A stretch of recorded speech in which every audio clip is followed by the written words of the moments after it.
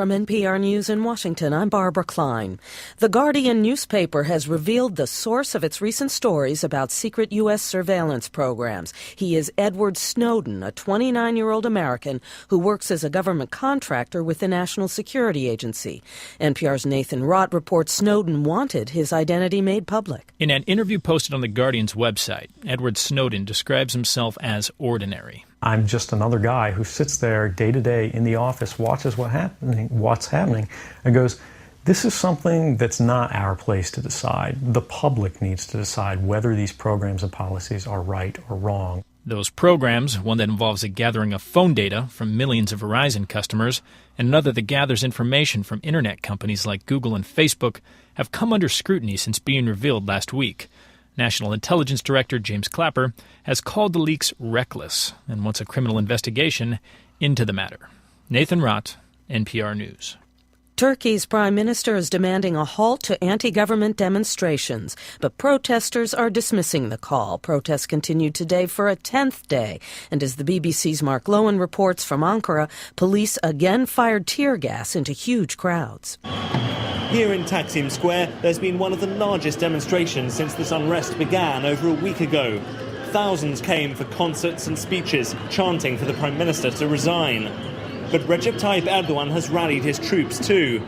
He told his supporters in Ankara that his patience was running out, that the protesters were looters and marginal elements, warning them, you have started this fight against us, you will pay the price very heavily. While the Prime Minister has lost control of the centre of Istanbul, his supporters now plan large rallies in the days to come.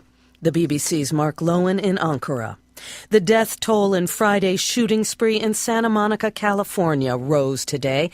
Albert Vasquez is the campus police chief at Santa Monica College. I am saddened to report that Marcela Franco passed away this morning at Ronald Reagan UCLA Medical Center.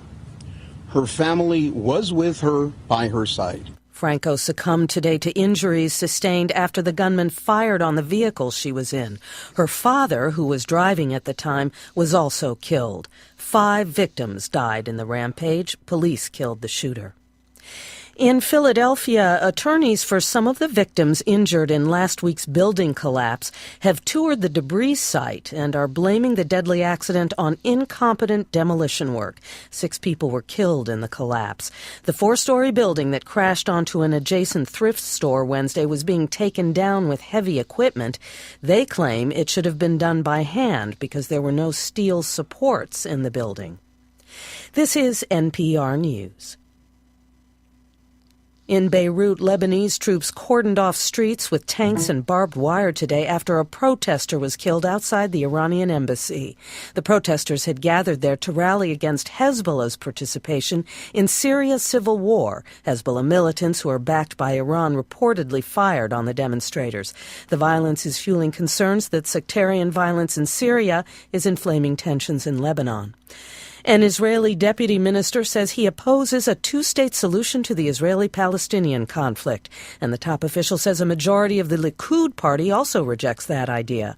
But as NPR's Emily Harris reports from Jerusalem, Israeli Prime Minister Benjamin Netanyahu, Likud's leader, is rejecting the remarks. Israel's deputy defense minister, Danny Danon, reiterated his comments over several days to several different Israeli news organizations. In addition to rejecting the idea of a Palestinian state alongside Israel, he said forces within the Likud party and the broader coalition government would work to block any serious move toward a 2-state solution. Although Prime Minister Netanyahu's office dismissed Danon's comments as personal opinion, they reveal the challenge Netanyahu would face if he did go back to the negotiating table with Palestinians. U.S. Secretary of State John Kerry is working toward that negotiation and will return to the Mideast for more talks with both sides this week. Emily Harris, NPR News, Jerusalem. At the French Open in Paris today, Rafael Nadal beat fellow Spaniard David Ferrer. It's his first win after a knee injury forced him to leave the game for several months. It's quite a comeback. Nadal is the first man to win 8 titles at the same Grand Slam tournament. I'm Barbara Klein, NPR News in Washington. I'm Elaine Terso with Elaine Terso Photography. Let me tell you why I say that I am not your average photographer. At Elaine Terso Photography, I can handle all of your photography needs, including weddings, families, and newborns. I have an in-home studio, or I am able to come to you to take photos wherever you want to be. Mention Guardian Broadcasting when you book, and I will give you a 10% discount. For more information, visit me online at ElaineTersoPhotography.com or find me on Facebook. Did you know volunteering with the Bremerton Central Lions Club can be fun? Community services for everyone. Young people, families, men, women. As a volunteer, you'll help your community and gain valuable skills, network with others, energize your life, make an impact, and have fun. Get in step with your community and volunteer. Visit us at bremertoncentralwa.lion.wap.org. Getting married, entertaining clients, or maybe you're just having a bash with your friends. No matter the occasion, make sure you plug into the tunes with E&M Entertainment. There are tons of DJs out there, but how many of them want to get to know you beforehand so they can play your soundtrack at your event at your kind of price? It's more than just a great selection. E&M plays your great selection, and that makes all the difference. So call 425-971-8078. That's 425-971-8078 for E&M Entertainment. The Kitsap Humane Society is an independent nonprofit committed to providing positive, life-changing solutions to people and companion animals. Our vision is that every adoptable animal has a home. In 2010, we rehomed 4,111 pets. For more information on our programs, services, and animals available for adoption, visit us on the web at kitsap-humane.org. Kitsap Humane Society. Rescue, rehabilitate, rehome.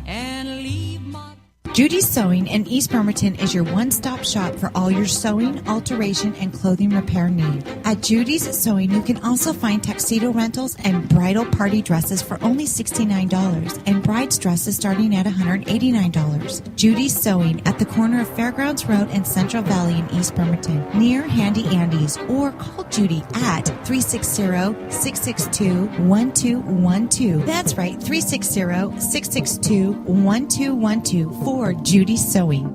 The Legacy Group in Silverdale is a well-respected independent mortgage banker, absolutely committed to helping Kitsap County families on their path to home ownership. As an employee-owned company, the Legacy Group has a strong stake in your success, and they want to be your lifetime partner in helping you develop a strong real estate portfolio. Call the Legacy Group in Silverdale today at 698-6440 and find out how they can help you get started on the road to home ownership. 698-6440 for the Legacy Group, a lending experience that's a little different and a lot smarter.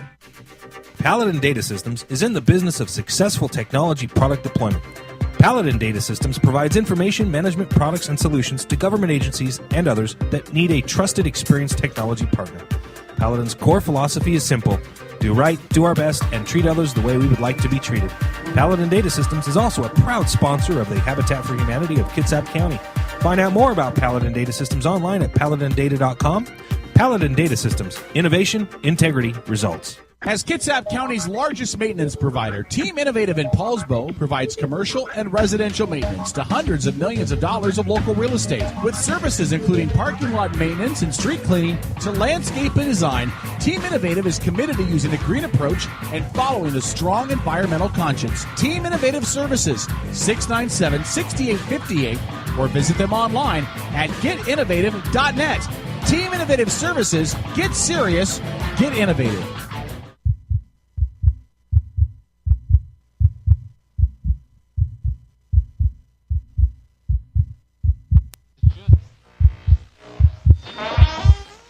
The biggest unanswered question is, where is the money? And faces off with Iran-Contra investigators and often I'm not going to tell falsehoods to the American people. I'll leave that to others. You got nerve.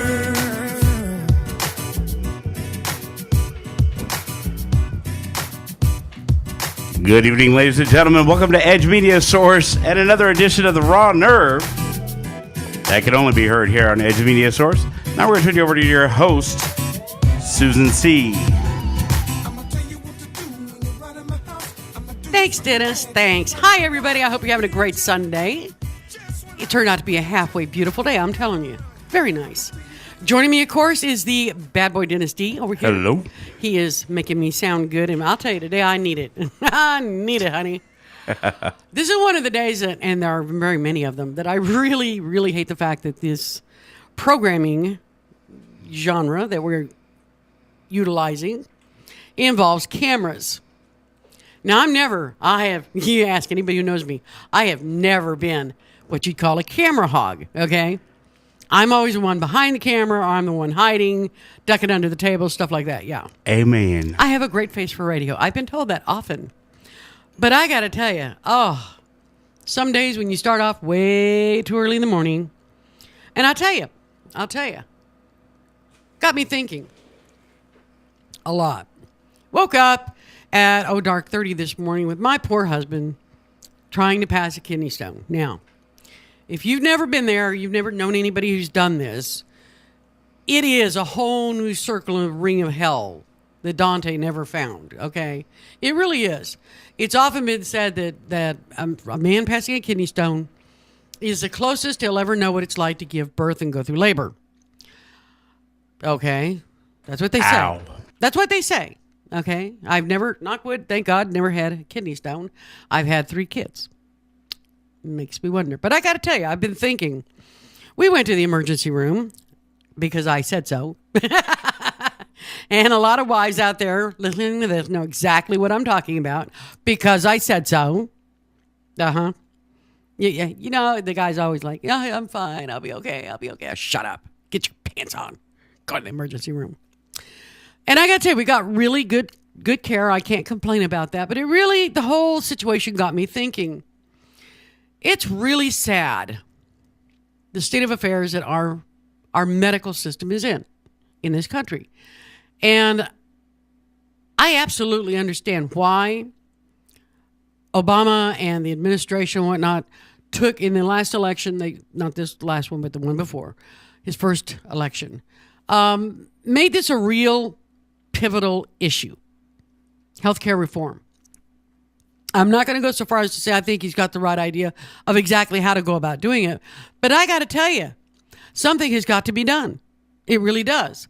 Now, my husband and I have, as do many, many people in this country nowadays, we belong to an HMO.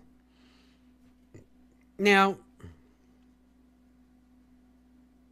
the HMO, which shall remain nameless, charges us right at, say, $500 a month out of our pocket to have it. Okay, that's our portion, our out-of-pocket portion. Now, my husband's employer also pays an exorbitant amount of money every month for us to have this HMO coverage. So they get our money, they get the employer's money, and if we're paying $500 a month and they're paying $500 plus a month, that's an awful lot, considering we hardly ever use it. It's true. I was thinking about that today. We rarely use it. We're neither one of us big about going to the doctor, which is not always a good thing, but we're not really good about it. And we just don't go every time we have an ache or pain or we've had a fall or a slip or something like this. And I got to thinking about it because yesterday my mother-in-law fell down her front stairs and my husband had to take her to the emergency room, get her leg looked at because she was injured. Not badly. But thank goodness, knock wood. But she has Medicaid and a different HMO than what we have. And I'm sitting here thinking to myself, we're all paying all this money for what? I understand that medical insurance is a lot like car insurance. I've been driving for, let's just say, over 40 years. I have never, knock a lot of wood, I've never had a ticket. I've been involved in 3 bad accidents, not one of which was I driving. Okay, gotcha. I wasn't driving. But I have never caused an insurance company a dime outside of one small, my husband and I put in a claim years ago because someone on the 4th of July went down our street and broke out windows. in cars, just I guess for fun. So in all the years, and I've had car insurance the whole time I've been driving. So if you can imagine how much money I have paid into car insurance over the years. Haven't cost them a dime outside of one rear quarter panel window and some trim work around the window. That's it. Ever. At all. I understand that what I pay in car insurance has a lot to do with, as one insurance company's commercials are running right now, we're saying, rate suckers. The ones that go out, they wreck their car every other week or whatever, and they're always got claims. Okay, yeah, they pay out the nose, depending on what you get what kind of violation or damage that you cause. If you're just really bad luck, and you're getting hit, that's sort of a different thing. But I'm sitting here thinking to myself, okay, here's health insurance. We hardly ever use it. Now, I'm sure someone in the HMO would come back at some point and say, well, look, you and your husband, you're not spring chickens anymore, and you're getting to the age where you're going to be using it more often. Why? Unless you're wishing something awful on us, why? We're reasonably healthy people. We lead a reasonably healthy lifestyle. We're trying. He's coming up on retirement in a few years. We'd actually like to be in some sort of decent shape to enjoy retirement. Wouldn't that be a nice idea? And I'm thinking to myself, I think it's unfair that we pay so much in health insurance when other people, they go to the doctor every time they get a boo-boo. They stub their toe in the middle of the night going to the bathroom. They have to go to the doctor because they think they broke their toe. No, they haven't. Trust me, I was an EMT in this county for 8 years. I've rolled out at 2, 3, 4, 5 o'clock in the morning because somebody calls an ambulance. You would not believe what people will call an ambulance for, especially in the middle of the night. And that costs a lot of money. Going to the emergency room costs a lot of money. Now, my mother-in-law had to go to the emergency room yesterday because her HMO didn't have an urgent care walk-in clinic open then. So that was the only option she had. And I was thinking to myself at the time, that's really stupid because it is a lot more cost effective to run your own mini ER. Not for major heart attacks, major strokes, major injuries, stuff but the walk-in stuff. It's a lot more cost effective to run your own than it is to pay someone to go to the emergency room at the hospital what they're going to charge for it. Okay, that's just a given. That is a given. So I'm telling you, I'm thinking they really do need to change the system, the way they do the HMOs. You want to have HMOs, that's fine. I understand. We went to HMOs for the purpose of managing, at the time, out of control healthcare costs. Oh, yes, we did. I'm thinking they need to work on it a little harder.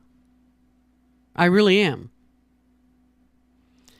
Car insurance as well. I think you ought to be charged for what you use. What a bizarre concept. Be charged a certain amount every month. That's understandable. I see it. They have to have a bankable sum of money that they can count on every month to pay their operating costs. I understand that. I don't think it has to be the absolutely ridiculous amounts that it is. Then charge people, the ones that use it all the time, the ones that cost all the money, they pay a higher rate than the people who don't use it all the time. And yes, I know a lot of people come back and say, well, imagine how much it costs in extra bookkeeping and the people they have to hire to look through records and keep track of these things. Mm-hmm. No. I don't know about y'all, but my HMO has gone to computers. All of my records are computerized. All of them. I can't even walk in and get a paper copy of my medical records anymore. If I go in and pay to get a copy of my medical records because I want to, I'm going to a specialist somewhere for something, I get it on a DVD. It's on a DVD disc. Or I don't know if it's a DVD actual, but it looks like one. Amazing. They would have you think that somebody would have to sit there and pour through all these paper records and all the files and all the... No. All they have to do is set up a program that keeps track every month. Okay, you went to the walk-in clinic, bing. You went to the emergency room, bing. You went to your doctor, bing. You pay an outrageous amount of money every time you go to the doctor. You pay an outrageous amount of money for your medicines. Because I got to tell you, I don't know how Walmart and Walgreens and Rite Aid can have all these medications for $4 a prescription, and yet HMOs can't do the same. I really don't get that. Because the last time I paid $4 for a prescription was back when my copay was $4. And that was a long time ago. Long time. When my husband and I first got married, we had no copays. There was no copay to go to the doctor. There was no copay to get your prescriptions. There was, excuse me. If you went to, got referred to a specialist or something like that, there was no copay for that as well. It was really amazing. And what's really, really mind-boggling is the fact that back then we had really, really good dental coverage in our insurance. We had really good vision coverage in our insurance. Today, not so much. Not so much. The dental is non-existent. Pretty much just non-existent anymore. And the dental is so bad, my husband and I, we both wear glasses. We had to go out and get supplemental insurance to cover and supplement our HMO insurance so we could afford to keep ourselves in glasses. Does it sound like there's a problem here somewhere? I think so. I really do. I really do.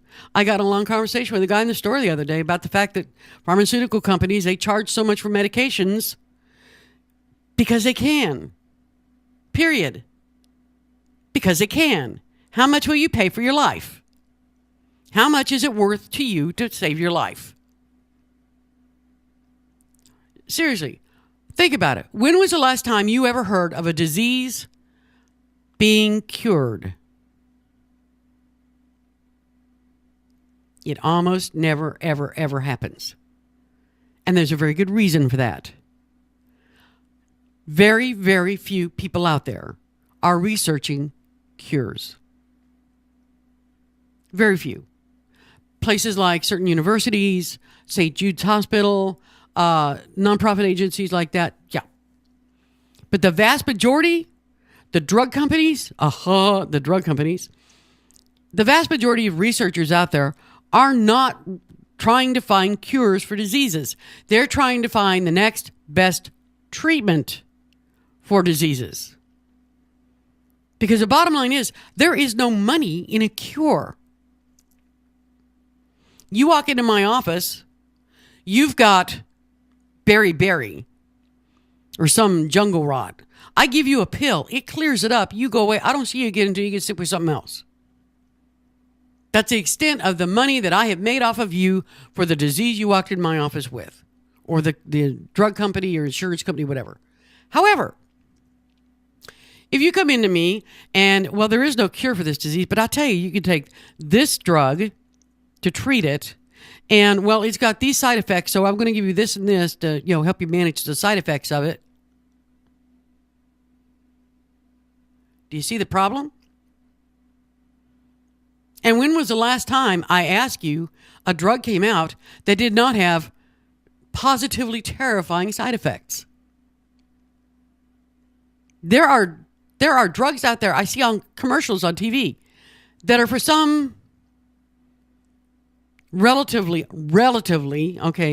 minor things. Say arthritis pain. Okay, I have arthritis. It's not minor when it's flared up. You want relief. Aspirin, a couple of Tylenol, But no, they have drugs that your doctor can prescribe for you. Prescription drugs for arthritis pain. The only problem is they cause horrendous side effects. Can cause horrendous side effects. In my book, can cause usually relates to usually causes. Yeah. Now I understand if it's a drug that say is injectable, a side effect is, pain and swelling at the injection site. Duh. Just don't tell me that, the side effects can be, leukemia, certain cancers, death, anal leakage. What? I don't get it. But the sad fact of the matter is we live in a country and we live in a society, in a process, a system wherein we are walking little dollar bills. And there are thousands and thousands and thousands of people out there in medicine who spend a lot of time thinking about how they can get a piece of that dollar bill. A lot of them, that's all they do. Don't treat everything. Let's go back to the days when we actually looked for a cure. Really? They have all but cured AIDS. All but cured AIDS. People have been 10, 15 years now on the specific regime that they have now for AIDS patients, HIV positive, where they are absolutely the picture of health. Times they have changed, thank God. But nobody ever seems to be able to quite push it little further, just a little more, and cure the damn thing. They have made such incredible strides in treating it. It kind of makes me wonder, paranoid person that I am, I suppose, why they haven't cured it. It's a heck of a lot better than it was, Lord knows. Back when Rock Hudson came out as a gay man with AIDS, he didn't last long, and they didn't very much back then. They didn't last long. And it was tragic, and it was terrible. And it was a horrible, horrible way to die. And I thank God there are people out there who took the time and the money and put the effort into finding treatments that can prolong and so increase the quality of life for these people. I'm just saying, come on now, get off the stick and cure it. And it's not just AIDS. There is a long slew of diseases out there. I was thinking to myself, this is not my husband's first dance with the kidney stone monster. And I've wondered before, mankind has been getting kidney stones since pretty much the model came out. I don't doubt this for a second. Are you seriously going to tell me that they still don't know what causes it? Because that's what the doctors keep saying. They don't know what causes them. The big thing now is, well, you're genetically predisposed. Really? Well, gee, I don't know anybody in the family or had any. Okay, I guess that's the 21st century way of saying we don't know. Blame everything on genetics. That's the way it works. But I'll tell you, when we live in a society where if you get sick, you cannot be seen without it costing you so much money that you can't afford to eat, there's something wrong with the system. It's broken. When you live in a society that you cannot afford to get sick and be treated because you can't afford any health insurance, there's something wrong with the system. It's broken. Now, I'm reserving judgment at this point, the whole Obamacare thing. Yeah. I'm not holding out a lot of hope, I'll tell you that. I do appreciate the fact that somebody, somewhere along the line, saw the issue and said, this is a problem. It is broken and it needs to be fixed. I'm not sure they found the right way to do it. But at least somebody, I'll give them this. Somebody is trying to do something. This is the greatest country on the face of the planet. We have people come here from all over the world for medical care because we have some of the best medical care in the world. We invent the best medical care that goes around the country, around the world, very often. How sad is it that we just can't afford to utilize it? Seriously, think about it. When you can't afford to utilize the best medicine in the world, there's something wrong with the system. Tell you what, we'll be back right after this. I've got so much more on my raw nerve today, you won't believe it. Be right back with Dennis D. I'll see you in a sec.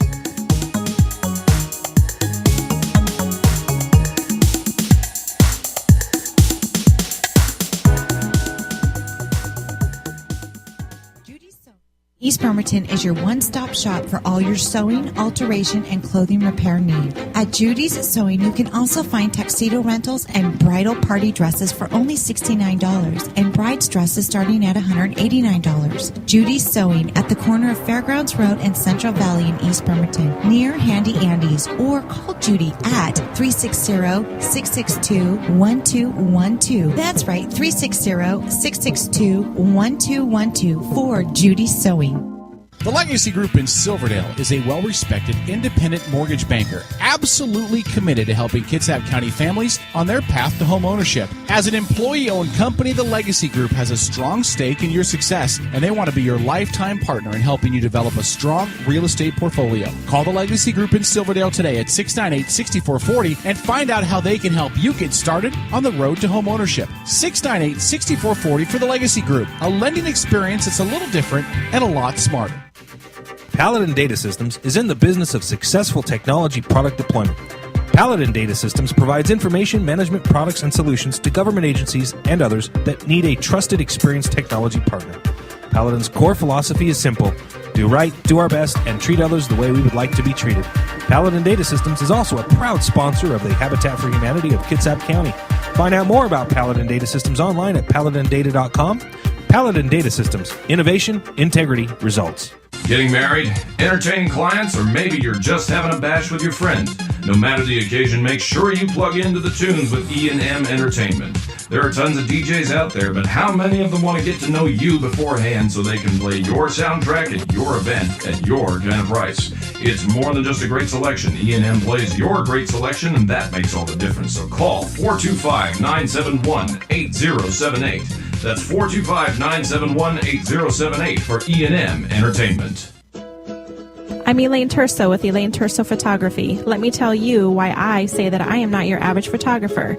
At Elaine Terso Photography, I can handle all of your photography needs, including weddings, families, and newborns. I have an in-home studio, or I am able to come to you to take photos wherever you want to be. Mention Guardian Broadcasting when you book, and I will give you a 10% discount. For more information, visit me online at ElaineTersoPhotography.com or find me on Facebook. As Kitsap County's largest maintenance provider, Team Innovative in Paulsbo provides commercial and residential maintenance to hundreds of millions of dollars of local real estate. With services including parking lot maintenance and street cleaning to landscape and design, Team Innovative is committed to using a green approach and following a strong environmental conscience. Team Innovative Services, 697-6858, or visit them online at getinnovative.net. Team Innovative Services, get serious, get innovative. Did you know volunteering with the Bremerton Central Lions Club can be fun? Community services for everyone. Young people, families, men, women. As a volunteer, you'll help your community and gain valuable skills, network with others, energize your life, make an impact, and have fun. Get in step with your community and volunteer. Visit us at bremertoncentralwa.lionwap.org.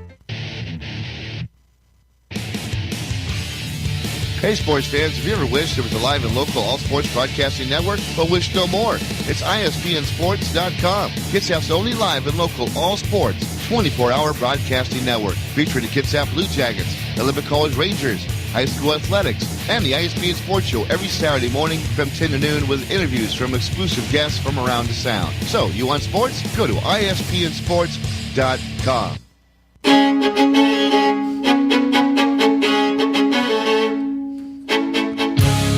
Welcome back to the Raw Nerve on Edge Media Source. If you have some comments or questions you'd like to add in about today's show, you can give us a call at 253-617-1440. Now back to your host, Susan C.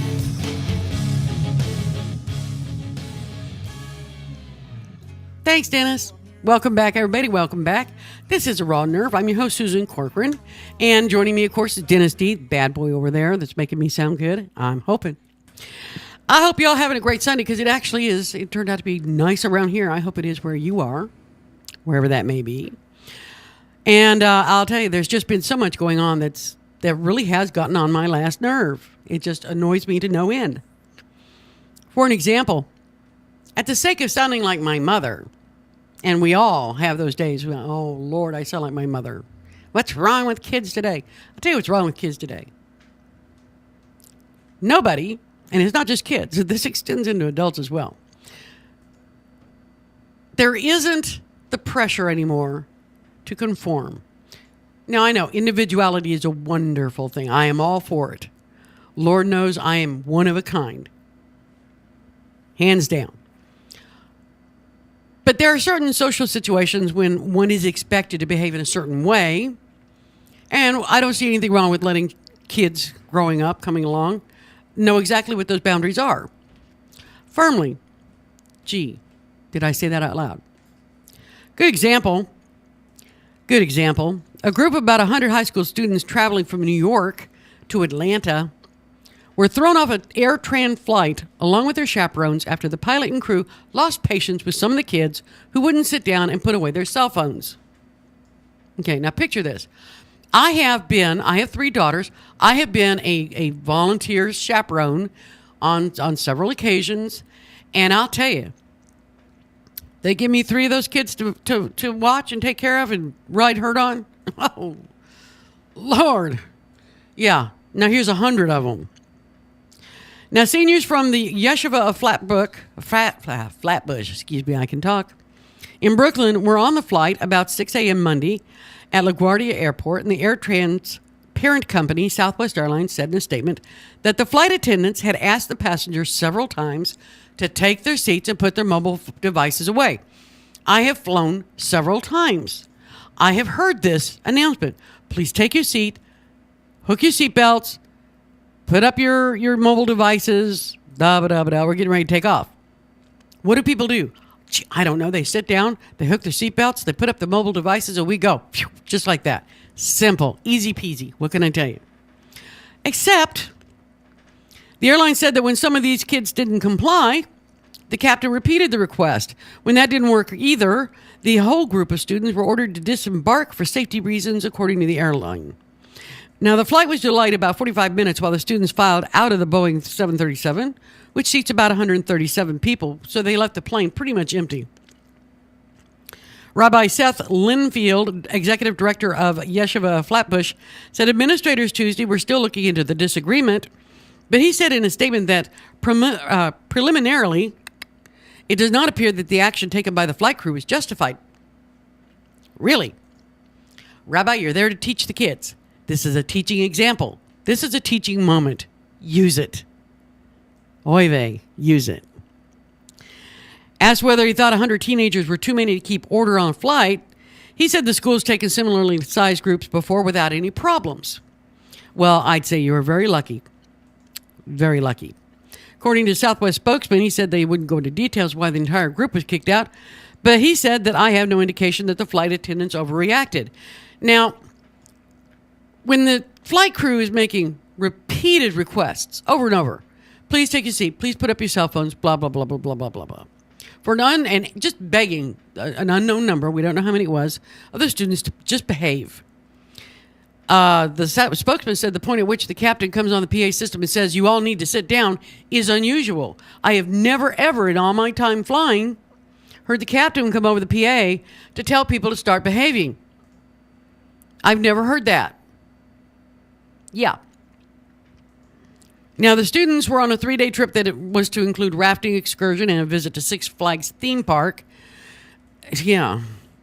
The students were then put on other flights, but it took 12 hours for some to reach their destinations via transfers. It took them as far out of the way as Milwaukee, Wisconsin. Now, some of the students posted pictures and video of their journey on social media sites, as is their wont, the little darlings. At least once one of them sent a barrage of Twitter messages to media organizations complaining that the way they were being treated was a scandal. Okay, now, no. The scandal is that you can represent your school, and this is the best you can do. The scandal is that you are high school aged, and you still are unable or unwilling to follow orders. That's a scandal. The scandal is this is what everybody else is doing because this is what needs to be done now, but somehow you don't think you have to do it. That's a scandal. Rabbi, I got to tell you, this is a teaching moment. Take it. Use it. I'm glad they kicked him off. I really am. I am so fed up with this, attitude of entitlement that a lot of kids have now. And I'm not, believe me, I'm not painting all kids with a broad brush here. I'm really not my mother. But I'll tell you, there is, for a lot of kids nowadays, apparently a sense of entitlement that they are above the law. If they want to drive around in the middle of the night, beating up mailboxes with a baseball bat, why shouldn't they be allowed to? There was actually a 17-year-old boy was arrested. It was out of state here. I believe it was in Minnesota. And when asked, this is what they were doing. Driving around in the middle of the night with a baseball bat, beating up mailboxes. It's happened in my neighborhood, so I know it's all over the country. The kids do it. When asked why he did it, he's just like, I don't know, it was fun. If it's fun, we ought to be allowed to. Really? Really? Wow. Way to go, Mom and Dad. Did a good job there. Really? We just had a 15-year-old girl a few days ago was shot in an apparent random drive-by shooting. Completely, totally senseless. She got shot in the neck and killed on her birthday. Do you suppose the kids who were driving around just pot-shotting thought they somehow had the right to do that? Well, it was fun. What's everybody so upset about? Really? And you can say, oh, no, that's not fair. That's that's too big a leap. I don't think so. I really don't. Because I think the kids that start off thinking that they can act the way they want, behave the way they want, and that they are on an equal standing, an equal footing with the adults in their lives, that's where you go wrong. Every kid, I told my grandson this the other day, every kid since the creature has been invented of the kid has gone through their periods where they've had to deal with their adults, deal with their elders, their family members, the school, their tribal leader, whatever, telling them what to do. And not one of them ever liked it. I didn't like it when the school told me what I had to do, could and couldn't do. I didn't like it when my parents told me what I could and couldn't do. I didn't like it. But you know what? I did it. Not any single kid I've ever known enjoyed it. Not one. But it's a rite of passage. We all go through it, and it teaches us limits. It teaches us boundaries. It teaches us patience. It teaches us respect for our elders, respect for authority. It teaches so much. But nowadays, it's like parents are so more concerned with being their kid's buddy, their kid's friend, their kid's homie. They're so more wrapped up in that than being a parent. Parenting is going down the tubes. This is a brilliant example. 100 kids, which is, my God, that's a lot of high school kids in one place. Confined space. But still, all they asked them to do was sit down and put up your cell phones. Was it Stephen Bowen? Got in trouble here not that long ago. Actually got charges against him because he refused to put up his mobile device, which was his cell phone, because he was playing a game. And the stewardess came by and said, yeah, you need to put that up. And he's like, no, I'm Stephen Baldwin. I don't have to, and my game's not finished. He got charges. Yeah. It's not okay for Stephen Baldwin, although I tell you, that guy cracks me up. It's not okay for the kids either. But I'll tell you something. Kids who are too wrapped up in feeling like their parent is their friend, because parents don't want their kids to be upset. That's why kids have emotions. Childhood is when you can feel every emotion the human creature is capable of feeling and learn how to deal with it. Learn what is appropriate in this situation and what is not appropriate in this situation. And unless they have the right, unless they have the opportunity to blow off inappropriately, they never learn what is appropriate. I remember one of my daughters, who shall remain nameless, skipped school one day. I was not happy. So I went looking for her. I had a pretty good narrow it down. I found her. She was in a bowling alley with a bunch of her friends, sitting in the cafeteria, or the little cafe that they have in the bowling alley, the food place. And I bopped in there, and I just hopped over, literally, skipped over, planted myself in her lap, and said, well, imagine finding you here. What are you all doing? And invited myself right into it. I embarrassed the living crap out of her, which was exactly my intention. It worked, too, very well. It worked very well. I told my kids, I'm not here to be your friend. I'm not here to be your buddy. I'm here to be your parent. I have a job to do.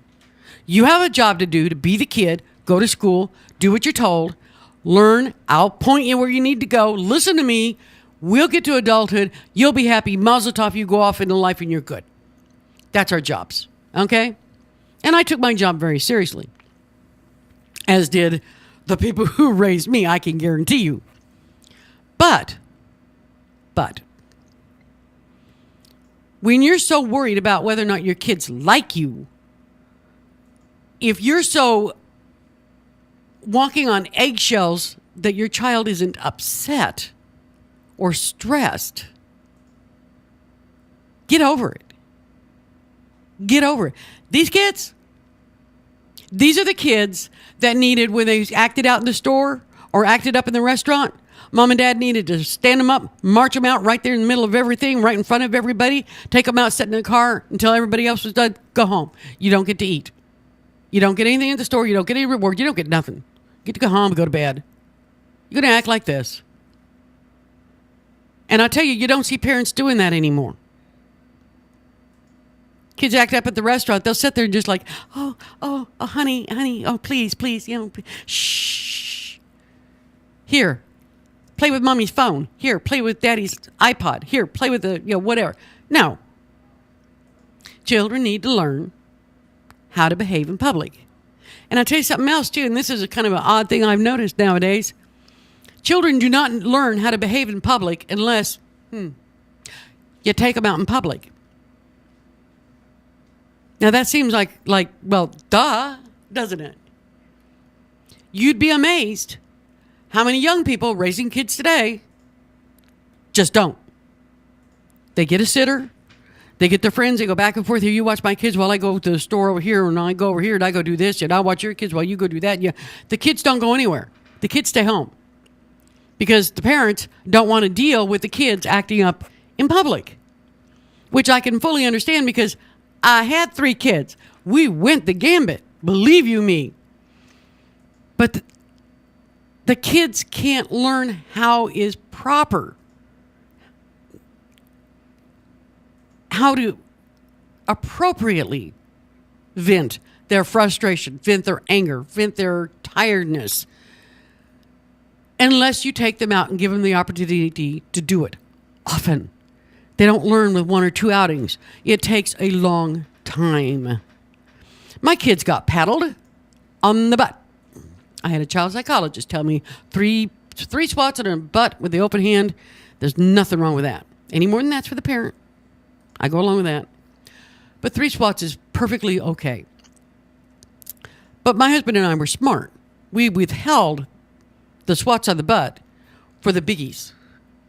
You run away from me in the parking lot, go tearing around, won't come when I call, put yourself in danger. Yeah. You're going to get your butt warmed. You betcha.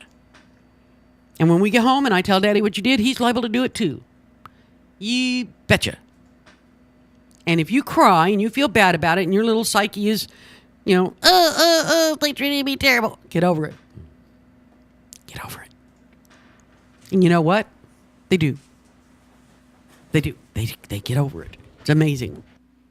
It is amazing. I love kids. I absolutely love kids. I adore my kids. I think I am so proud of the way they've turned out.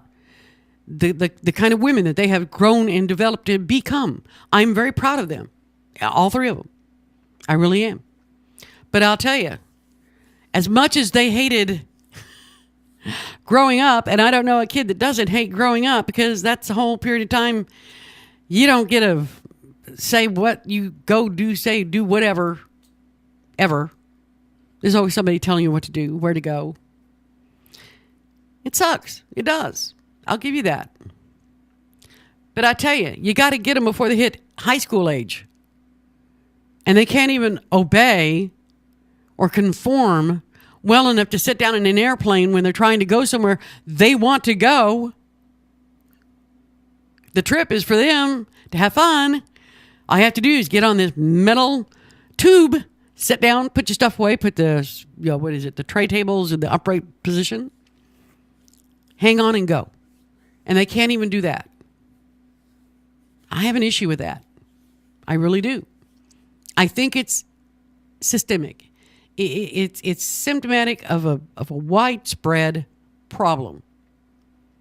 This is why we have classes that graduate nowadays with no valedictorian, or almost every member of the senior class is valedictorian. Because, we don't want them to feel badly.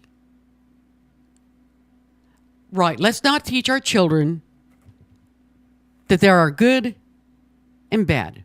There are ups and downs. There are hills and valleys. There's, great days to be alive and days that you're like, oh, leave me alone. Of course. That's how they learn to deal with it, is by experiencing it. If you don't let them experience it, they never learn how to handle it. And then you get people growing up and they're like, wow, he was, you got reporters in your face, my neighbor was such a loner. He was so weird. We thought he was strange. And now look what he's done. Really? I'm all for individuality. Absolutely. Be yourself. I'm big on it. Children too. Everybody has their pluses and minuses. Celebrate your pluses. Work on your minuses. But I tell you, there comes a point where everybody has to learn these are the rules we live by. These are the rules everybody has to live by. Every one of us. Yes, if you're driving a car, you have to come to a stop at the red light. It doesn't mean you zip behind the guy going through, he's running a red light and you zip right behind him, figure, nobody hits him, they're not going to hit me either. You follow the rules that keep us safe. I don't know. Let kids find out. Let kids fall down and hurt their knee. It'll heal. But they learn worlds from it. Worlds. I'm telling you. The old days, we didn't have car seats, seat belts. We didn't have bike helmets, elbow pads. But we lived. And I'll tell you, we knew how to follow orders. The reasonable ones.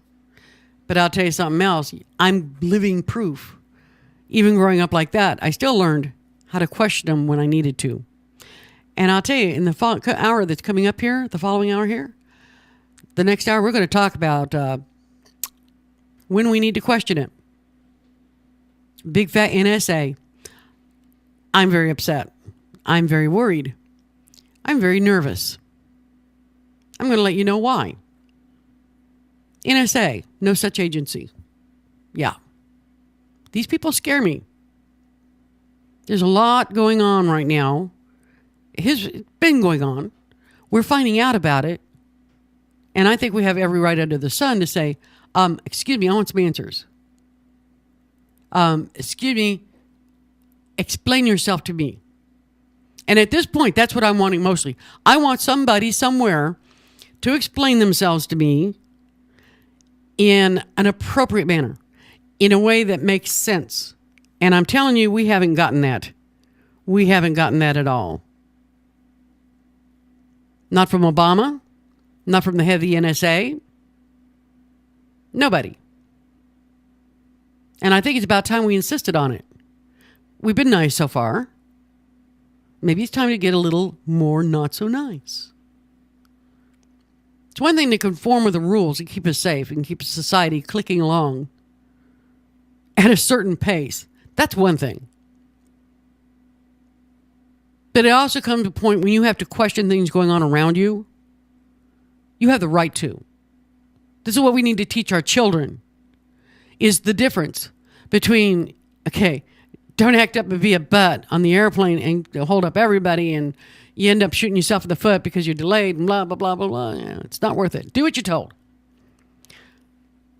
But let's teach them the difference. There are times it's okay to come up and say, wait a minute, this is BS.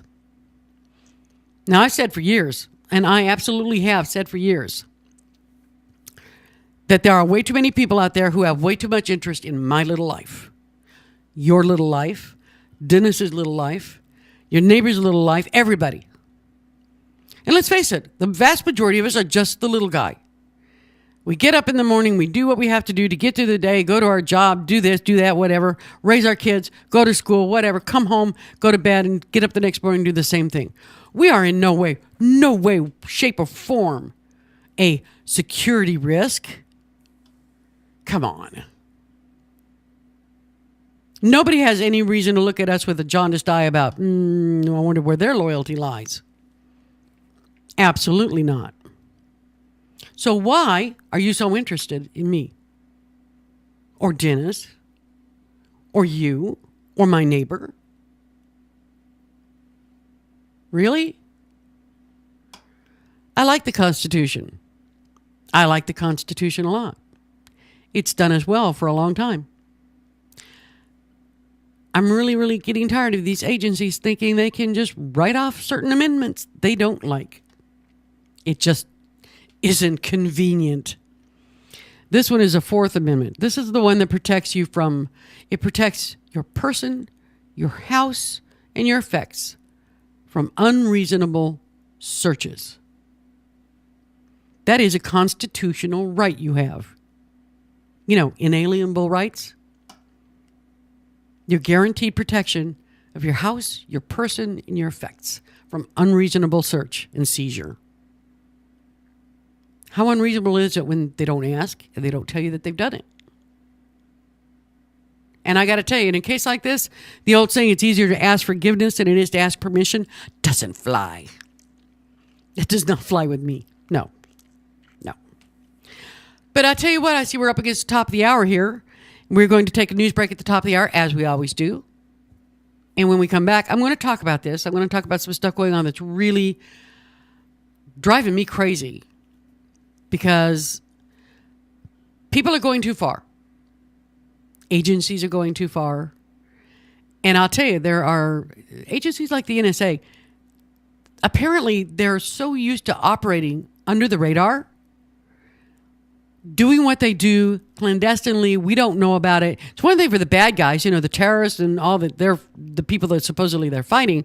It's one thing for them to not know, but for us to not have a clue what our own country is doing, and they do it in the name of keeping us safe.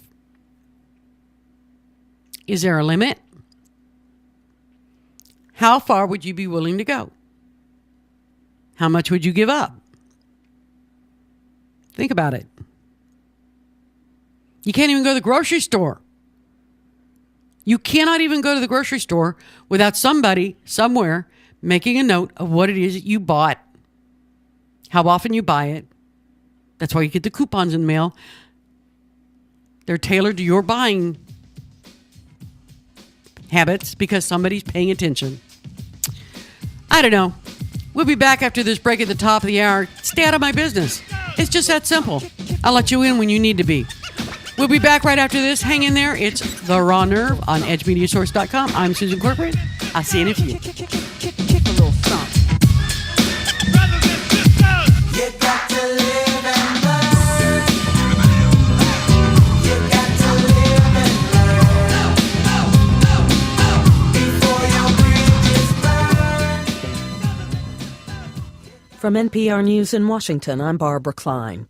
The man who leaked classified U.S. surveillance information has come forward. My name's Ed Snowden. I'm 29 years old. I work for Booz Allen Hamilton as an infrastructure analyst for NSA. That's from an interview posted on the website of Britain's Guardian newspaper. The Guardian says it's disclosing the information at Snowden's request. Snowden, an American, says he has nothing to hide. He says the public needed to know about the government's phone and internet surveillance activities. I'm just another guy who sits there day to day in the office, watches what's happening, and goes, this is something that's not our place to decide. The public needs to decide whether these programs and policies are right or wrong. Snowden left for Hong Kong last month, and he remains there. Meanwhile, the government continues to defend the intelligence-gathering activities. As NPR's Nathan Rott reports, officials are stressing their internet surveillance programs are authorized by Congress and cannot target Americans. The program, called PRISM, collects internet data as part of the broader fight against terrorism, but it does so using data from tech companies like Google and Facebook. General Michael Hayden is a former director of both the National Security Agency and the CIA. He says that the program is focused solely on foreigners. So if I've got a bad person in Waziristan talking to a bad person in Yemen via a chat room that is hosted by an American internet service provider, the only thing American about that conversation is the fact that it's happening on a server on the west coast of the United States. Hayden was interviewed on NPR this morning. Nathan Rott, NPR News.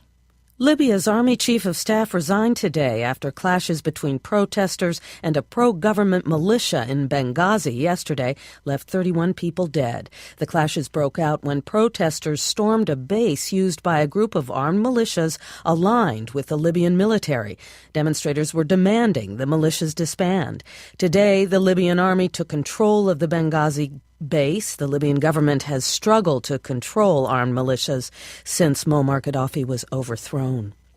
A fifth person has died in the aftermath of Friday's mass shooting in Santa Monica, California. NPR's Sam Sanders reports. In a statement posted to the school's website, Santa Monica College says Marcela Franco passed away Sunday morning. She's the daughter of Carlos Franco, an employee of the college who was also killed by the gunman. The two were together in an SUV when they were shot. Marcela Franco, who was 26, was registered for summer classes at Santa Monica College. The school has established a memorial fund honoring the Franco family. Police say the first two victims in the shooting spree were related to the gunman. Sam Sanders, NPR News. This is NPR. Jury selection begins tomorrow in Sanford, Florida, for the trial of George Zimmerman. He's charged with second-degree murder in the fatal shooting of 17-year-old Trayvon Martin last year. The judge will also continue to hear arguments on whether voice recognition experts can testify about screams heard on a 911 tape. Rafael Nadal of Spain made history today, winning his 8th French Open championship and becoming the first man to win 8 titles at the same Grand Slam tournament. Nadal defeated countryman David Ferrer in 3 straight sets. Eleanor Beardsley is in Paris. When his final forehand landed for a winner, Nadal's momentum and emotion sent him sprawling backwards onto the clay courts he loves. The King of Clay also broke the men's record for match wins at the French Open. This year's title was especially sweet for Nadal back after 7 months with a knee injury. Nadal was in total control on the court, except when protesters calling for French President François Hollande to resign tried to disrupt the second set. One man jumped onto the court near Nadal with a fiery flare spurting white smoke until security personnel dragged him away. With his 12th Grand Slam championship, Nadal is tied for 3rd place with Roy Emerson, behind Roger Federer's 17 and Pete Sampras's 14. Eleanor Beardsley, NPR News, Paris. Game 2 of the NBA Finals tips off this hour in Miami. LeBron James and the Miami Heat are taking on the San Antonio Spurs. The Heat suffered a close home court loss to the Spurs last week, making this a must-win game for the defending champions. After tonight, the best-of-7 series heads to San Antonio for the next 3 games. I'm Barbara Klein, NPR News in Washington. The Legacy Group in Silverdale is a well-respected independent mortgage banker, absolutely committed to helping Kitsap County families on their path to home ownership. As an employee-owned company, the Legacy Group has a strong stake in your success, and they want to be your lifetime partner in helping you develop a strong real estate portfolio. Call the Legacy Group in Silverdale today at 698-6440 and find out how they can help you get started on the road to home ownership. 698-6440 for the Legacy Group, a lending experience that's a little different and a lot smarter. Paladin Data Systems is in the business of successful technology product deployment. Paladin Data Systems provides information management products and solutions to government agencies and others that need a trusted, experienced technology partner. Paladin's core philosophy is simple: do right, do our best, and treat others the way we would like to be treated. Paladin Data Systems is also a proud sponsor of the Habitat for Humanity of Kitsap County. Find out more about Paladin Data Systems online at paladindata.com. Paladin Data Systems. Innovation, integrity, results. Getting married, entertaining clients, or maybe you're just having a bash with your friends. No matter the occasion, make sure you plug into the tunes with E&M Entertainment. There are tons of DJs out there, but how many of them want to get to know you beforehand so they can play your soundtrack at your event at your kind of price? It's more than just a great selection. E&M plays your great selection, and that makes all the difference. So call 425-971-8078. That's 425-971-8078 for E&M Entertainment. I'm Elaine Terso with Elaine Terso Photography. Let me tell you why I say that I am not your average photographer. At Elaine Terso Photography, I can handle all of your photography needs, including weddings, families, and newborns. I have an in-home studio, or I am able to come to you to take photos wherever you want to be. Mention Guardian Broadcasting when you book, and I will give you a 10% discount. For more information, visit me online at ElaineTersoPhotography.com or find me on Facebook. As Kitsap County's largest maintenance provider, Team Innovative in Paulsbo provides commercial and residential maintenance to hundreds of millions of dollars of local real estate. With services including parking lot maintenance and street cleaning to landscape and design, Team Innovative is committed to using a green approach and following a strong environmental conscience. Team Innovative Services, 697-6858, or visit them online at getinnovative.net. Team Innovative Services, get serious, get innovative. Did you know volunteering with the Bremerton Central Lions Club can be fun? Community services for everyone. Young people, families, men, women. As a volunteer, you'll help your community and gain valuable skills, network with others, energize your life, make an impact, and have fun. Get in step with your community and volunteer. Visit us at bremertoncentralwa.lionwap.org. Hey, sports fans, have you ever wished there was a live and local all-sports broadcasting network, but wish no more? It's ISPNsports.com. Kitsap's only live and local all-sports 24-hour broadcasting network, featuring the Kitsap Blue Jackets, Olympic College Rangers, high school athletics, and the ISPN Sports Show every Saturday morning from 10 to noon with interviews from exclusive guests from around the Sound. So, you want sports? Go to ISPNsports.com. Judy's Sewing in East Bremerton is your one-stop shop for all your sewing, alteration, and clothing repair need. At Judy's Sewing, you can also find tuxedo rentals and bridal party dresses for only $69 and bride's dresses starting at $189. Judy's Sewing at the corner of Fairgrounds Road and Central Valley in East Bremerton, near Handy Andy's, or call Judy at 360-662-1212. That's right, 360-662-1212 for Judy Sewing.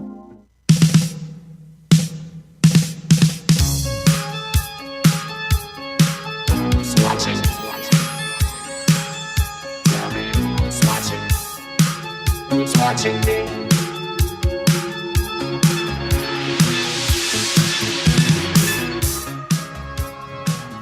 And welcome back to Edge Media Source in the second hour of the Raw Nerve with your host, Susan C. If there's something you'd like to call in and talk to us about, whether it's about our topics or not, it's 253-617-1440. Now, here's your host. Here's Susan. Thank you, Dennis D. Oh, hi, everybody. Welcome, welcome, welcome. It's a beautiful Sunday. It turned out remarkably pretty. Better than they were saying it was going to be. I hope it's pretty where you're at. Hope. Wrapping up our weekend here. And I'll tell you, there's a lot to talk about. Now, I'm Susan Corcoran. I'm your host here on The Raw Nerve on Edge Media edgesource.com. Joining me on the other side of the glass, of course, is Bad Boy Dennis D. Hello there. Hello. He makes me sound good and plays this awesome music. I love it. DJ extraordinaire, I got to tell you. But I'll tell you, there's a lot to talk about because there's a lot I'm kind of upset about. The name of the show is called The Raw Nerve for a reason. I have a lot of nerves. Human body has something like 7 trillion nerves. Some days, people are on every one of them. Ever had those days? Yeah. Yeah. Yeah. So bad. And I got to tell you, you've heard about it. It's been everywhere. I debated about even covering it, even talking about it, because I thought, well, it's kind of been done to death.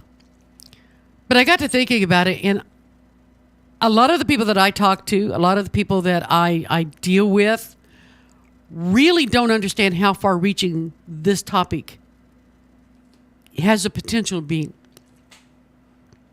I mean, seriously don't. So I thought, well, I'm going to try to clarify it a little bit in my humble efforts here. We all know, we've all heard about PRISM, the NSA's program that allows it to cull your internet activities for information. And a lot of people don't realize how widespread this is. They really don't. Because I got to tell you, you are everywhere. It sounds weird, but you are everywhere. You think you're sitting right there, you're listening to this, you're watching this, no, you are right there, but you are also all over the place. If you've ever signed into Google and searched something, if you've ever saved a file in your Dropbox folder, if you've ever made a phone call using Skype, if you've ever woken up in the morning and checked your email, if you've ever liked or shared something on Facebook, you're leaving a digital trail. You're leaving little digital crumbs all the way behind you. Now, people who have access to this information, and there are a lot more than you would think, a lot more. These are companies that are powering your emails and the web searches, advertisers who are specifically directing advertising to you based on what you do on the internet. Yep, they're watching. But they can build a picture of who you are, what you like, and what you'll probably do next. There are people, believe it or not, there are people who are paid very good money to do nothing more than look at information that has been culled from whatever source and try to figure out what you are liable to do next. In your shopping, in your travel, in your politics, yeah. You're very important to a lot of people, and you don't even know who they are. Amazing. It really is. Now, revelations about government counterterrorism programs, such as PRISM, indicate the federal agents and other operatives may use this data as well. Not saying that they have, but they may. The opportunity exists, okay? Now, Google knows what kind of porn everyone in the world likes. Think about this. The kind of pornography. Why would they be interested? Now, this is according to Bruce Schneider, who is a security and cryptography expert, and he told NBC News this. Not only are companies tracking what you're doing, they're correlating it. They're compiling it. They're boiling it down to serviceable, sellable information to other companies. Now, since the news of PRISM broke, the leaders of the tech companies have denied knowledge of government access to their information. Really? Everybody who believes it. Yeah, okay. All right. At Facebook, one of the world's biggest data collectors, and yes, they are collecting a lot of data, Mark Zuckerberg posted a message that read, "When governments ask Facebook for data, we review each request carefully and make sure they always follow the correct processes and all applicable laws. And only then do they provide the information if it's required by law. The problem is the law already permits quite a bit of digital sniffing, and much of it is without a warrant. Yeah. While authorities need a warrant to access the content of emails stored by companies like Yahoo and Google, they don't need a warrant for IP addresses of the computers used to access the accounts. And something else I found out yesterday kind of amazed me. If you have something in your email and you have not looked at it for a certain period of time, and for the life of me, it escapes me. It's been a long day. It escapes me how long? It's several months. But if it's sitting there and you haven't looked at it, and a lot of people have email accounts that they just don't look at. They're not big on the technology end of it. They get a lot of email accounts because, well, you have to give your email address out to everybody and their brother anymore. Or Google or Facebook or whatever shares it with everybody under the sun, every advertiser. Emails that sit in your email account unopened, unread, for a certain period of time, apparently become public property. Did you know that? I did not know that. No, I was I saw way this. unaware of that. I heard this the other day, and I was like, are they kidding me? And it was a trustworthy source, so I believe it. And I'm like, what a scary thought, because I do not go through my email I usually go through my email and just delete giant chunks at a time, because I have like 3,000, 4,000, 5,000 emails. No kidding. And I can't sit there and go through them all. Most of them are ads. Most of them are they're either ads or they're or junk. They're spam. They're junk. Well, I have a junk email. That's separate. But they're like Facebook posts or something like this. Very little actual personal. And I go through and take that out. But I never knew this. Now, the government does not need a warrant to request draft emails. Draft emails. When you're working on one, you don't like that one. Data stored in the cloud on services like Dropbox and Google Drive, and emails and texts that are older than 180 days. That was it, 180 days. Investigators can demand them with a subpoena. They do not need a warrant. 180 days, that's not that long. That's kind of scary if you think about it. It really is. Now, authorities, when they do get a court order, the amount of available data multiplies. Director of National Intelligence James Clapper clarified in a statement to the press last Thursday that the government has access not to content of phone calls, but to telephony metadata. That's what he called it. Telephony metadata. That's a vague term, but at the very least it includes who you called, from where, and when. And how long the call lasted, blah, blah, blah, that sort of thing. Maybe not the actual what was said. But that's still, if you think about it, that's a lot of information. That I would wonder why somebody would need that. Now, gathering all these shreds of metadata, that's what it's called. Apply some algorithms that spot clues and patterns, and you could put together a pretty good idea of who a person is and exactly what they're up to. And this is what the government does. This is what they do. They have algorithms that would blow your mind, I have absolutely no doubt whatsoever, to be able to take small amounts of information and correlate and expound to get detail that we would be amazed at. I'm sure of it. For an example, when a group from MIT, Massachusetts Institute of Technology, analyzed location data from cell phones of 1.5 million people in a single country over 15 months, the team could identify individuals simply by knowing where they were on 4 separate occasions. Out of 1.5 million people. Wow. When Netflix released anonymous watch histories of 500,000 subscribers as part of a public contest to create an algorithm that predicted what movie a person would like, because something like that would be incredibly valuable to a company such as this, Arvind Narayan, a security researcher at Princeton University, and his colleague Vitaly Shmitalvik pinned names to numbers by using comparing histories in the and it was all anonymous, but in the data that they had with comments made by named individuals on IMDb. In every case, you find 2 location points or 6 to 8 movies or 3 data points. It's enough to identify a person.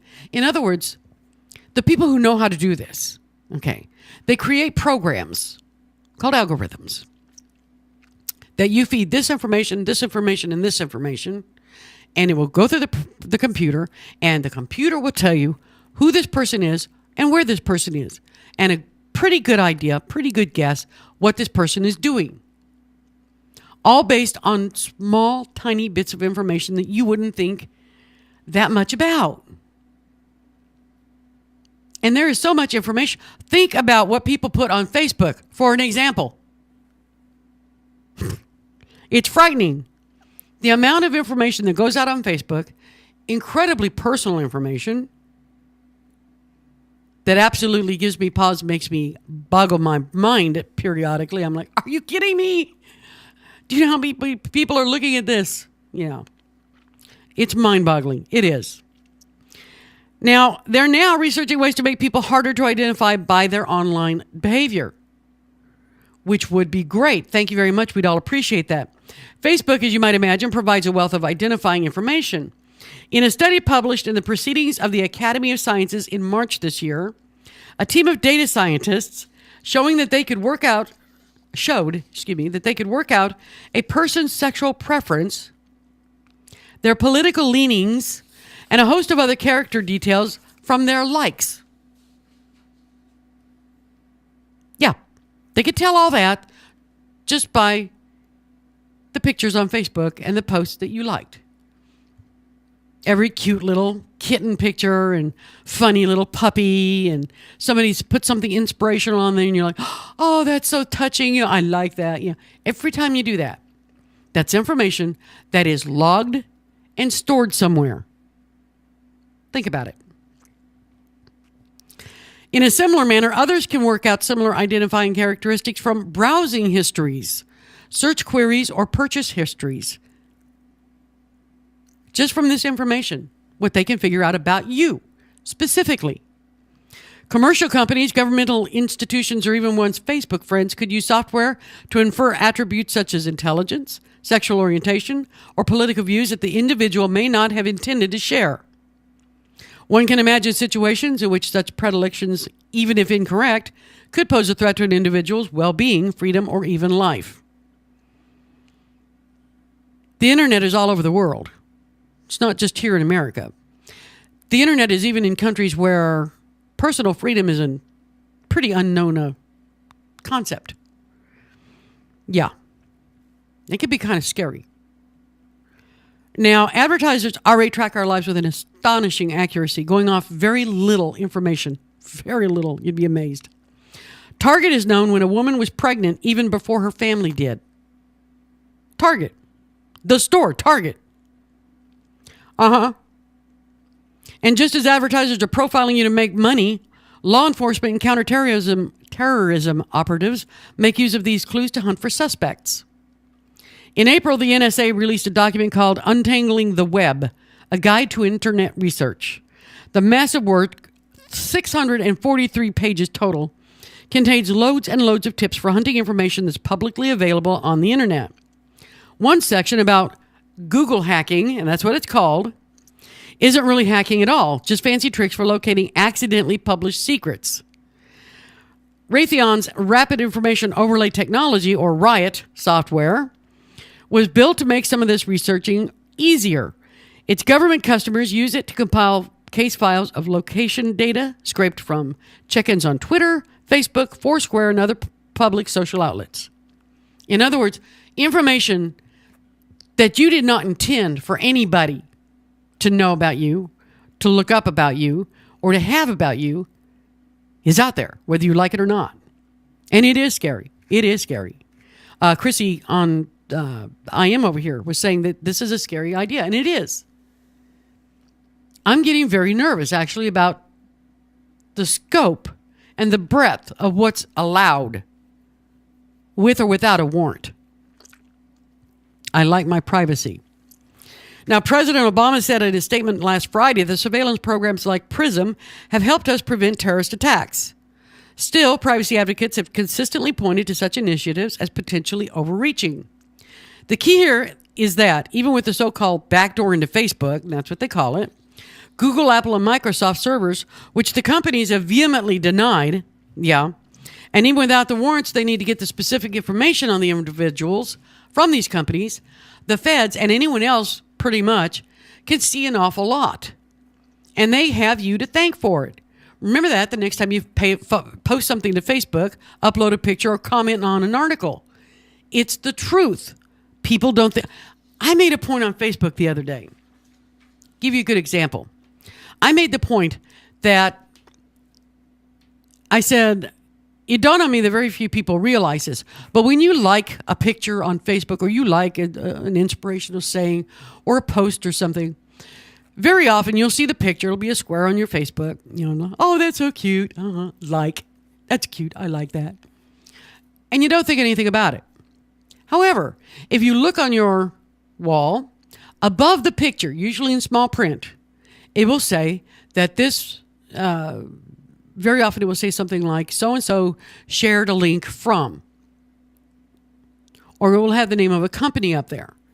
And I pointed out that every time you like that, you think you're liking the picture, or you think you're liking the inspirational saying or the political statement being made or something. And very often it's something very patriotic. How could you not like, send a like to our troops, sort of a thing. But if you look at the little small print above the picture, you just liked a company. And that company can use what you just clicked, that you liked it. They can use that information to benefit themselves because they can go back and say, okay, we have this many likes on Facebook. It doesn't matter that you didn't like the company. You liked the picture or the saying or whatever. No, they take it. They tell advertisers, they tell consumers that we have this many likes on Facebook. We're this popular. We can charge this much and ask this, make these demands for what's being done for advertising and whatnot. Do you see what I'm saying? You're not liking the picture. You're not liking the saying. You're not liking the patriotic poster. What you're liking is a company that put it on the web. So, in that vein, the KKK, white supremacists, Nazis could put pictures of adorable kittens on Facebook. They could put pictures of, bikini-clad models get 10,000 likes. How many likes can we get for this woman in uniform? Have we seen that one? Yeah. There are hundreds of these. And every time you click like on that, you're liking the company or the agency or the organization behind it that put the picture on the web in the first place. You think you're just liking the picture. No. And I put that on my Facebook the other day. I said, it just dawned on me that a lot of people probably don't realize blah, blah, blah, blah. And I basically boiled all that down into a few sentences and said, just think about it next time you're clicking away. I got people writing back on that saying, oh my God, I never thought of that. It's true. It's true. Now, personally, I have real heartburn with what they're doing. And I understand. I get it. The NSA and every other three-letter agency out there that's out there gleaning information from the internet is saying that what they are doing is looking for terrorist activity. I don't look like a terrorist. I don't talk like a terrorist. I don't have a terrorist background. I've never been to a terrorist country, where they train you to be a terrorist. I don't know, wherever that is. Pakistan, Afghanistan, whatever. I don't fit the mold for a terrorist, okay? I get that. But let me ask you this. Look what I do. I do an internet talk show where I talk about political things. Do you think I never go on the internet and search up information on, I don't know, terrorist activities? Terrorist-led countries? Do you think I don't do that? I guarantee you that somewhere my name and my IP address of every computer I've ever used to do what I call show prep, get background information that I need to try my best to sound intelligent to y'all and present a reasonably compact picture of what's going on. Somewhere that's in a database. You think somebody could take it the wrong way? Yeah. I think about it. I do. And I'm sure a lot of people who do the same thing I do think about it too. We're going to take a quick break. We'll be back right after this. I'm Susan Corcoran. I'll see you in a sec. I'll be watching you.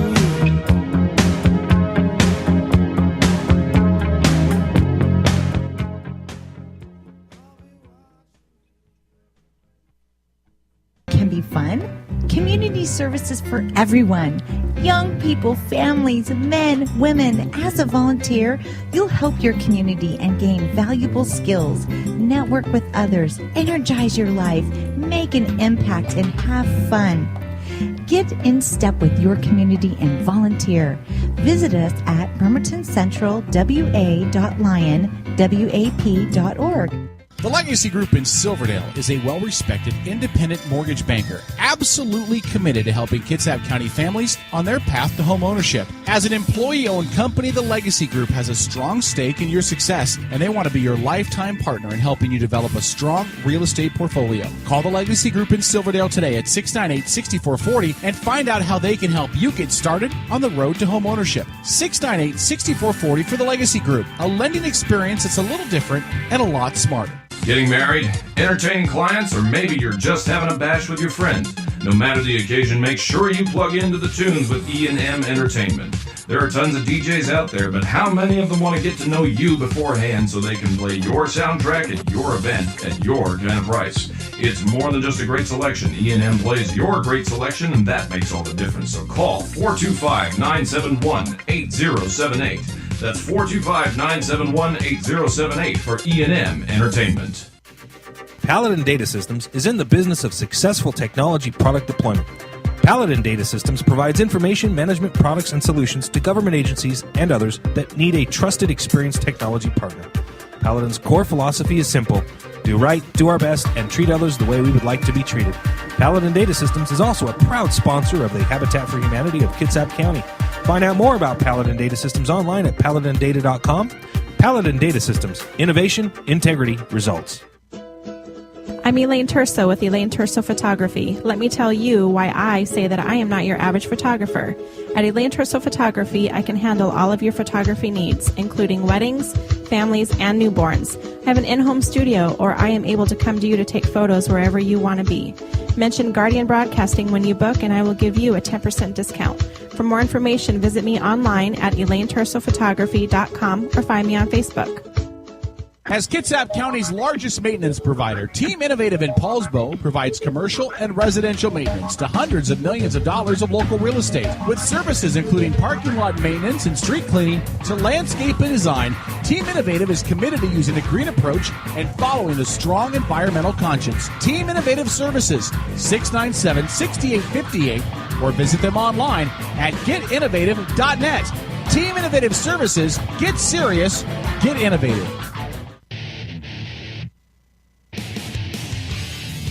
Hey, sports fans, have you ever wished there was a live and local all-sports broadcasting network, but wish no more? It's ISPNSports.com, Kitsap's only live and local all-sports 24-hour broadcasting network, featuring the Kitsap Blue Jackets, Olympic College Rangers, high school athletics, and the ISPN Sports Show every Saturday morning from 10 to noon with interviews from exclusive guests from around the Sound. So, you want sports? Go to ISPNSports.com. Judy's Sewing in East Bremerton is your one-stop shop for all your sewing, alteration, and clothing repair needs. At Judy's Sewing, you can also find tuxedo rentals and bridal party dresses for only $69 and bride's dresses starting at $189. Judy's Sewing at the corner of Fairgrounds Road and Central Valley in East Bremerton, near Handy Andy's, or call Judy at 360-662-1212. That's right, 360-662-1212 for Judy Sewing.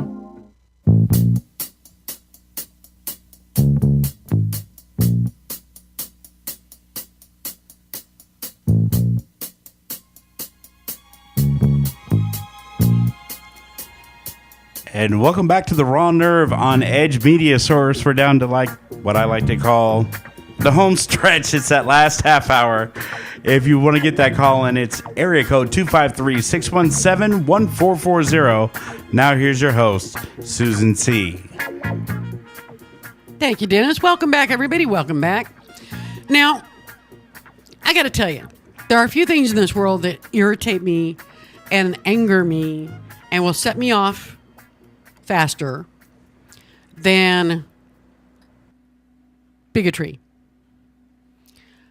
And I think bigotry isn't just race. You know, there's so many phobias. You know, people are scared of people of other colors, scared of people of other sexual orientations. People are scared of people from other countries with other cultures. Wow. Why? Why? Think about it. I think, and this is probably going to really tick some people off. Sorry about that. Kinda. I think if you want to get rid of racism, we'll pick racism right now. You know how you do it? You get rid of racism across the board. Period. Zero tolerance, just like for guns in schools. Zero tolerance. Dumb. Columbia grabbed some headlines this month with a discovery that has a, quote, whites-only scholarship fund. The Lydia C. Roberts Graduate Fellowship was left to the university in 1920, quite a while ago, by a wealthy divorcee days before her death and stipulates it to be given only to, quote, a person of the Caucasian race, along with a list of other limitations. The race restriction can be lifted only with a court order, and that's exactly what Columbia University is trying to do. They're trying to get a court order to overturn this particular scholarship fund. Now, I absolutely think it's a wonderful thing for the university to try to end preferential treatment based on race. I think it's time we ended preferential treatment based on race, period, across the board. My mama used to tell me, I may not be better than anybody else on the face of the planet, but by golly, I'm every bit as good. So are you. So's a guy down the street. We all are. We all, unless you're, you know, a pedophile and then, well, you just need to die. But aside from that, I don't have any strong feelings. Of course not. Yeah. We need to do away with it. Now, it's wrong. It's wrong for schools and employers to base, and especially public institutions, to discriminate on the basis of skin color. This is a law. It's against the law to do this. However, in light of the university's strong stance against discrimination, perhaps it's time to end scholarships and preferential admissions treatment for minority students as well. Understand me. Understand me. I am probably the least racist person you will ever meet. I am. I have absolutely no problem with who you are, where you're from, where your people are from. I could care less. You treat me nice, I'll treat you nice. We'll be friends and get along great. Let's go have dinner. Yeah. I have no problem.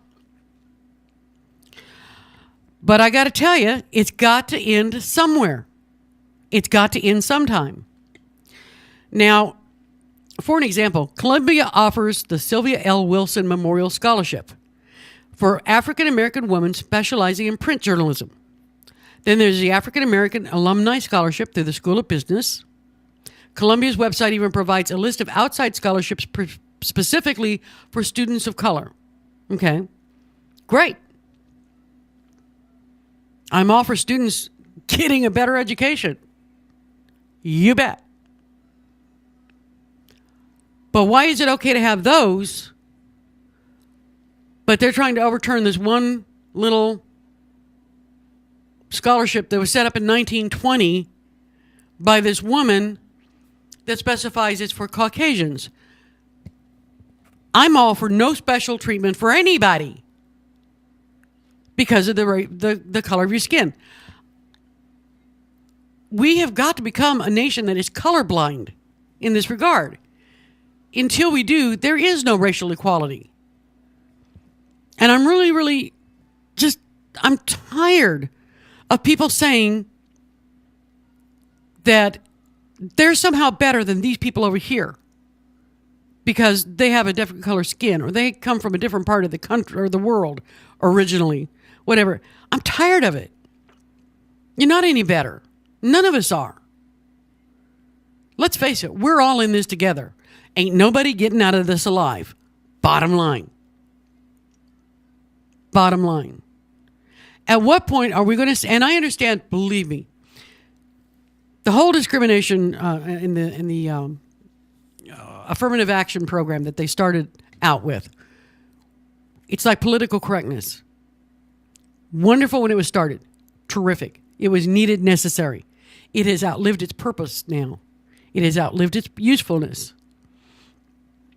I have friends who are of various colors who are actually offended by the idea that they get preferential treatment for, say, a job. And they're like, no, I've got the qualifications. I've earned it. No, you hire me because I'm smart. And I'm like, yeah. What's wrong with that?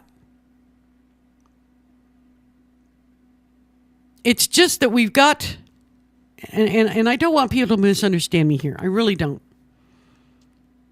I don't think anybody should be held up over anybody else for any reason.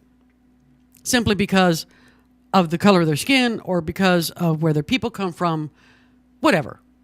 No. My people, a long time ago, as far as I know, came over here from Italy, primarily. A few other countries. And I'll tell you, when we hit Ellis Island and hit New York, we weren't very popular. Because Italians were frowned on back then. It was not cool to be Italian. It was not cool to be Irish. No. No. So I thought this was an interesting article, an interesting concept, trying to find out what other people think about whether or not affirmative action, like political correctness, has outlived its purpose, its usefulness. Because I'm thinking that if you're advocating, and it's all right to have all these scholarships and whatnot for people of this particular race, of this particular study group, whatever, and that's okay, you can't come back then and say that this one isn't okay. In my mind, that's not right. It's not fair. That's just me. What do you think? Am I full of it? I hope not. I hope not. I'm trying not.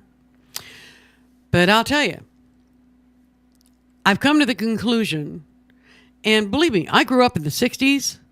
I remember watching the civil rights movement. I have marched in civil rights actions. I have. And I'll tell you, it's about time. It's about time we grow up as a country. It's about time we grow up as a people. And just say, we are all Americans.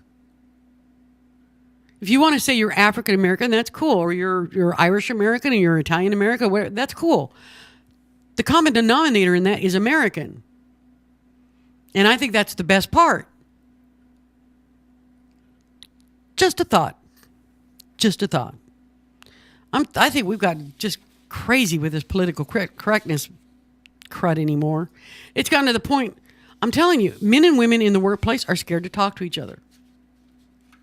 Men especially are terrified to talk to women because if they talk to them, they might get, sent to sensitivity training. Yeah, or worse. People have lost the ability to just look at each other as just people. I don't know we ever had it. We've lost the ability to just look at each other as people. I don't care. As long as your ideology isn't hurtful, it doesn't promote hate, it doesn't promote extremism, it doesn't promote the idea that these people are somehow above these people over here, you and I are going to get along just great. Absolutely. But I do ask you have that in return. That open-mindedness. Call me silly. Yeah. I was thinking about it the other day, though. I read that article, and I'm like, why would they do away? Anybody can set up a scholarship. If I were rich, which I'm not, but if I were rich, I could take a certain amount of money, go to the University of Washington, because that's a Washington right here, a school right here. And I could tell them I want to set up a scholarship. And I want to set it up for redheads with green eyes who are left-handed who want to study home economics with a major in, I don't know, apple cobbler making. I can do that. Anybody can. You can give the school any amount, a certain amount of money for a scholarship, and you can dictate who gets this scholarship. And there are some bizarre scholarships out there. Trust me. Really, really, if you want to get into school, if you want to advance your education, it behooves you to look into the scholarships that are available out there. There are scholarships for women trying to get back into the workforce, you name it, single mothers, all sorts of stuff. And it's worth looking into. I just think it's kind of fascinating. Now, we're talking about privacy. How far does it go? This is amazing to me. Mississippi is going, now this is, bear with me here. Mississippi is going to require doctors to collect umbilical cord blood from babies born to young mothers under a new state law intended to identify statutory rapists and reduce the state's rate of teenage pregnancy, the highest in the country. Yeah, Mississippi has the highest teen pregnancy rate in the country. Now, the measure, which takes effect on July 1st and is the first of its kind in the country, targets certain mothers who are 16 or younger at the time of conception. Under the law, doctors and midwives will be expected to retrieve umbilical cord blood in cases where the father is 21 or older and when the baby's paternity is in question. Samples would be stored at the state medical examiner's office for testing in the event the police believe the girl was a victim of statutory rape. But they will not automatically be entered into the state's criminal DNA database. Oh, thank God. Supporters of the law say it offers an important new tool to prevent older men from having sex with younger girls. Critics argue, however, that it violates privacy and will do little to deter teen pregnancy. We think it's a very invasive law to a woman who is already in a vulnerable situation, according to Carol Pinnock, who is executive director of the Women's Fund of Mississippi, a nonprofit organization dedicated to women's rights. Mississippi leads the nation in teen live birth rates, with 55 out of 1,000 babies born to young women between the ages of 15 and 19. Wow. According to 2010 data from the Centers of Disease Control and Prevention, the national average was 34.2 live births per 1,000 population. Now, the lowest teen birth rate was in New Hampshire at 15.7 per 1,000. Now, the governor of Mississippi says, as governor, I'm serious about confronting and reducing teen pregnancy in Mississippi. Unfortunately, part of this epidemic is driven by sexual offenders who prey on young girls. This measure provides law enforcement with another tool to help identify these men and bring them to justice. Mississippi is the first state to pass such a law, and Republican State Representative Andy Gibson, who is the bill's author, says the state will pay for the cost of the collection and testing of cord blood, adding that testing will be conducted as needed as part of criminal proceedings. An estimate of those costs was not yet available. Bryant also championed a 2012 state law requiring doctors to preserve fetal tissue in abortions involving girls under 14 if they suspect the pregnancy resulted from a sex crime against a minor. Okay. On the surface, this sounds kind of reasonable. They have the highest teen pregnancy rate in the country. It's very high. There's a lot of little girls having a lot of babies in Mississippi. A lot. I'm all for efforts to reduce that. I'm all for efforts to identify, always behind efforts to identify adults who would prey on children, especially sexually. May they burn in hell. I'm all for it. But I got to tell you, I'm not too sure about this. It's a pretty good bet, as far as I'm concerned, that if a child comes in to have a baby into a hospital or a midwife or whatever, and this girl was under 15 at the time she conceived because, well, it's 9 months. And when you're pregnant, you have They measure, they know exactly how far along you are. That's important to know. It can't be that hard to figure out, okay, somebody did something with her if she's pregnant. That is, generally speaking, against the law. Little girls shouldn't be having babies. Not little girls. Yeah. Now, the latest measure puts Mississippi in uncharted territory and opens it to legal challenges, according to Matt Steffi, who is a constitutional law professor at the Mississippi College School of Law. The argument is that the DNA is abandoned or about to be abandoned as medical waste, and a person doesn't have any constitutional privacy or trash. But I think people are understandably nervous about the government collecting and permanently storing information from their DNA. Think about it. Far-reaching. Oh, yes. Steffi said the law puts doctors in the awkward position of acting as law enforcement officers. The State Medical Association successfully pushed for a penalty exemption for doctors who do not comply in good faith. Physicians would rather the Board of Medical Licensure supervise and regulate the practice of medicine instead of having the government intrusion between doctors and patients. This is according to Thomas E. Joyner, immediate past president of the Mississippi State Medical Association. Do you think doctors want to, practice medicine, not law? If they wanted to practice law, they would be lawyers. And I don't want lawyers delivering a baby, unless they happen to also be a doctor. Go think about it. Now, Pinnock said the state would be better off pursuing proven teen pregnancy prevention methods, such as comprehensive sex education and access to confidential health services. Mississippi requires public schools to teach sex education, but the instruction is limited to either an abstinence-only or abstinence-plus curriculum, which critics say is not comprehensive enough. In other words, Mississippi teaches little girls that the way to not get pregnant is to not have sex. Abstinence. I'm sorry, this is the 21st century. As reflected in the fact that you have the highest teen pregnancy rate in the country, abstinence-only sex education doesn't work. It doesn't work. Birth control. Birth control works. Golly, I can't believe they have to point that out to an entire state. At what point do you decide, well, what we're doing isn't working? And supposedly, apparently, the governor sort of kind of did that. He's like, it's not working, so what are we going to do? Collect the cord blood and store it? DNA? No. For the love of Pete. It's the most idiotic thing I've heard in a long time. The state shouldn't have to bear the cost, the taxpayers shouldn't have to bear the cost of collecting all that cord blood, storing all that cord blood. And I'll tell you, if you've got a cord blood bank, if you're going to do that, don't do it for paternity reasons like this to catch. But I'll tell you, I'm all for if somebody's messing around with little girls, they need to just die, let alone get caught. Yes.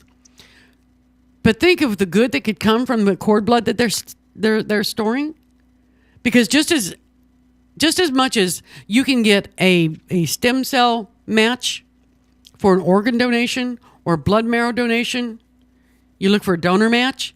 You can get donor matches for stem cell too, for cord blood, to treat all sorts of different diseases and disorders. If you're going to do it, at least let's have an intelligent, far-reaching, helpful use for it. Besides playing George Orwell in 1984. Yeah. You're not Big Brother. You're not Big Brother. Teach little girls that there's a way to keep them getting pregnant. This is how you get pregnant. And this is how you keep them getting